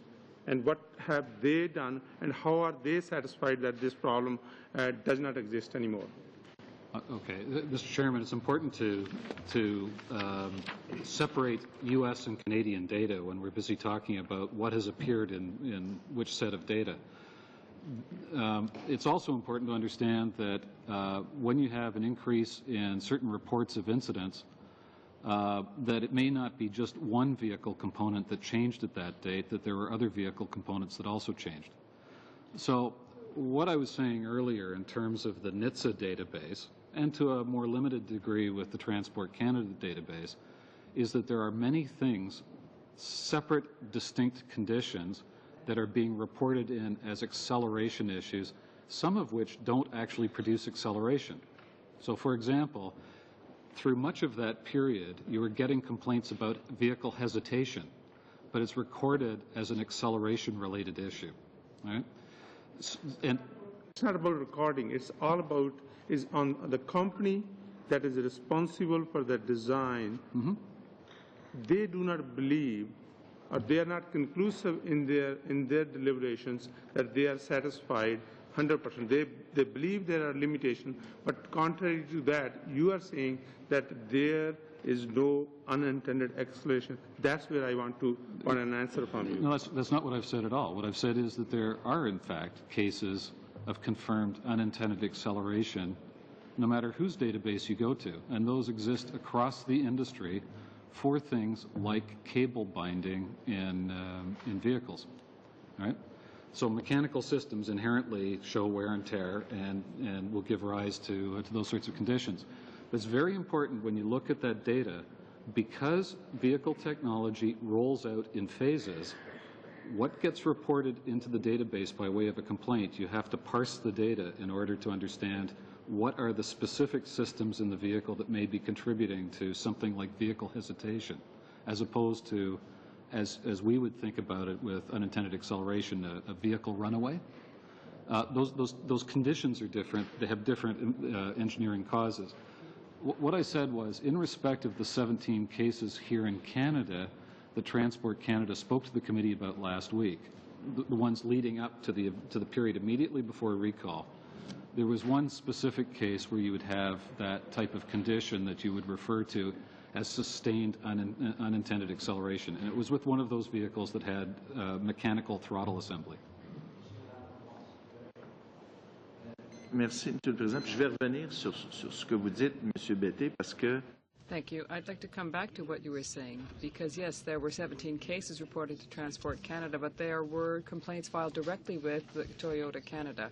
And your culture in your business is that you don't make it public. You're trying to settle it. Today you're trying to convince us that you put together a whole series of experts, including people in Japan. It was still 4 months before the recall was issued, and that's too long in terms of the safety of the population. So indeed, if you're going to talk about technology, it evolves and develops so quickly that we need to hear what the complaints are as quickly as possible with Transport Canada, that Transport Canada have the necessary budgets to monitor this, and so on. So that is the message I really want you to hear from me today, including you, Mr. Inaba.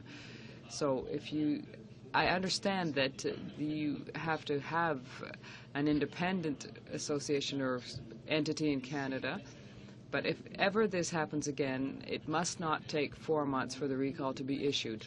At least all of the complaints must be tabulated and sent to Transport Canada so that Transport Canada can tell people what is going on. So once again today, I see you're trying to protect your business, that is your culture, but we have to protect the people of Canada, just as you protect your business.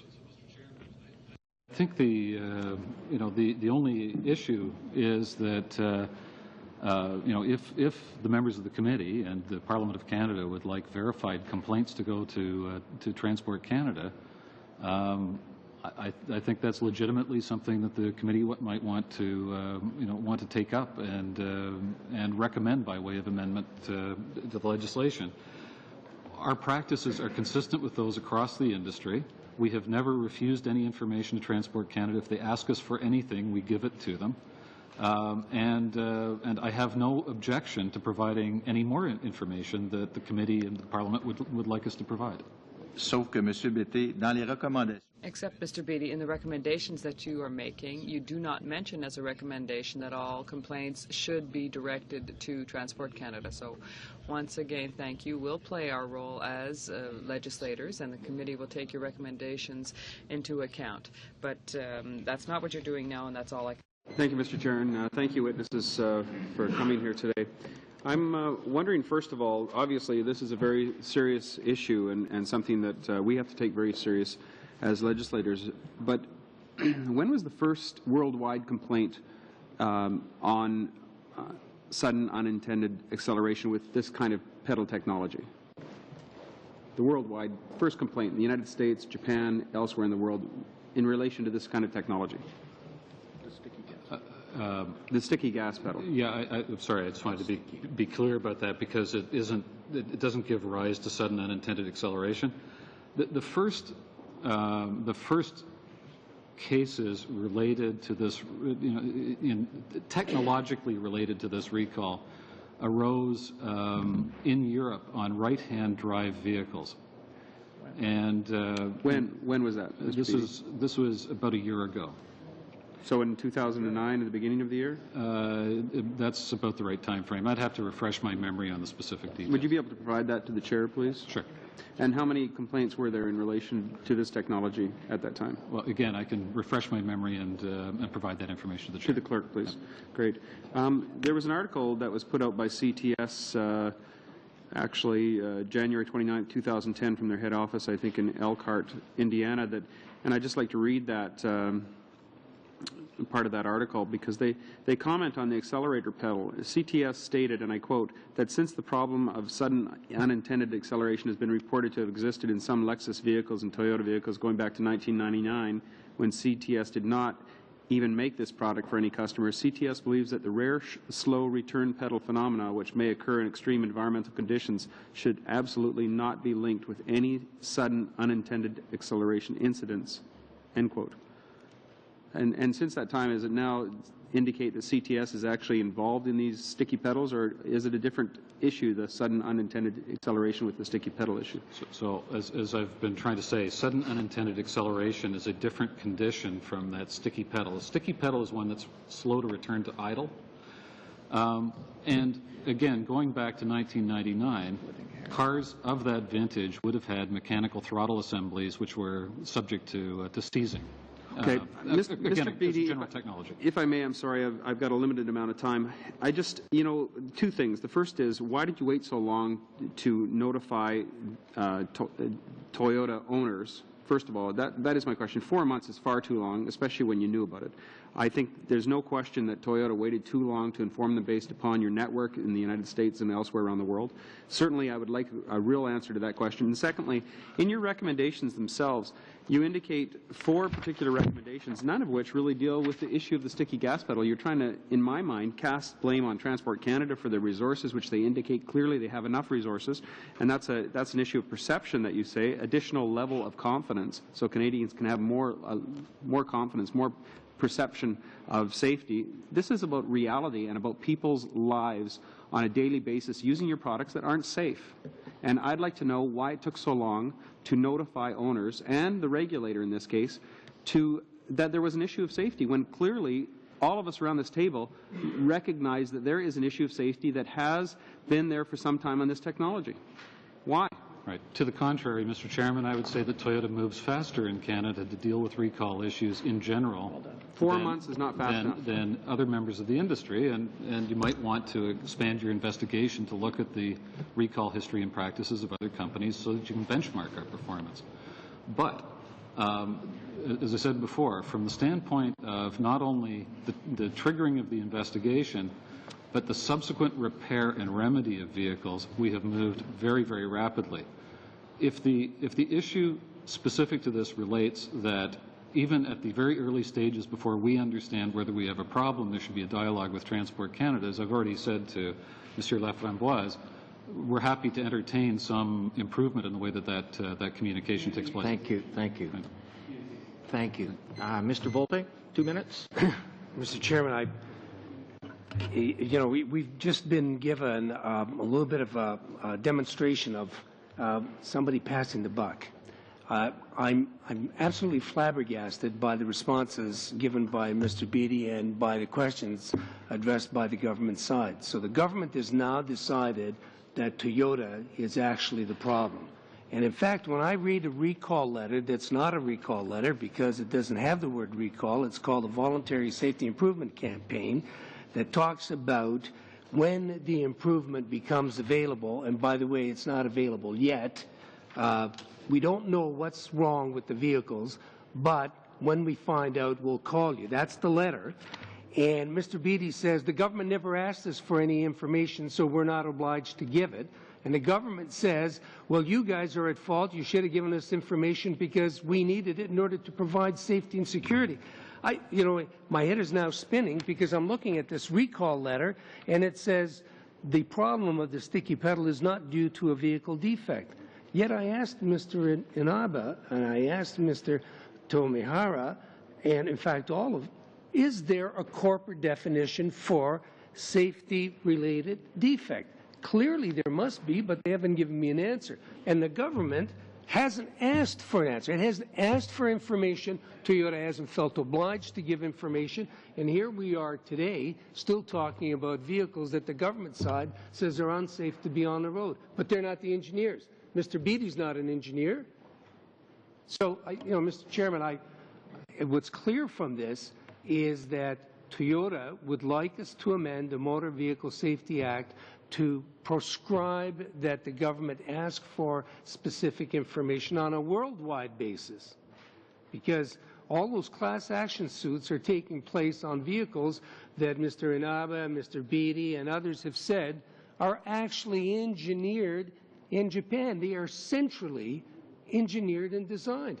That there is very marginal difference between the vehicle that's designed and engineered centrally and the one that's put on the roads in Canada. So all the facts point to somebody trying to shift the blame. And I think the government hasn't taken its full responsibility for what Toyota is doing in Canada. Thank you. Very briefly. Right. With respect to the Vehicle Safety Improvement Campaign, that references floor mats, and you'll excuse me if I stand up. That is the U.S. floor mat, and it is supplied by our by Toyota Motor Sales USA, and that was the subject of the U.S. recall campaign. This is the Canadian mat. It is of a different material, different construction, different cutaway from the pedal. It does not give rise to the same issues. And going back to the issue of what it was that Transport Canada was congratulating Toyota for here in Canada, was that we agreed to be governed by the provisions of the Motor Vehicle Safety Act in carrying out additional measures here in Canada, even though there was no defect in the vehicle. The issue related to the entrapment of pedals with that U.S. mat. You hadn't defined the word defect. Of course, everybody can compliment you. If I may just, before we close, as our time is running out, there used to be a perception that Canadians couldn't sell vehicles into the U.S. or vice versa, and usually the blocking position was safety related. Are we at a point in history now where the safety regulations for Canada are the same as the United States or vice versa, or are we still selling into each other's markets with vehicles that don't meet all the standards? There are still incompatible standards. So, for example, I could not sell in Canada necessarily a vehicle that was built for the United States, in some cases because of immobilizer standards and so forth. But in general, Transport Canada is aligning with U.S. standards, and that will make it easier for vehicles to move back and forth. Are consumers being told that if they're buying product in the United States? I don't know. Typically, consumers are being asked to report to the Registrar of Imported Vehicles in order to get that information about. Okay. With that, I will thank you for coming today. Appreciate your time, and we look forward to further comments and discussion on this issue. Mr. Volpe, on a point of order? I know, Mr. Chairman, that you don't want to forget that we have a motion before the committee that we're going to have to deal with next time. Meeting adjourned.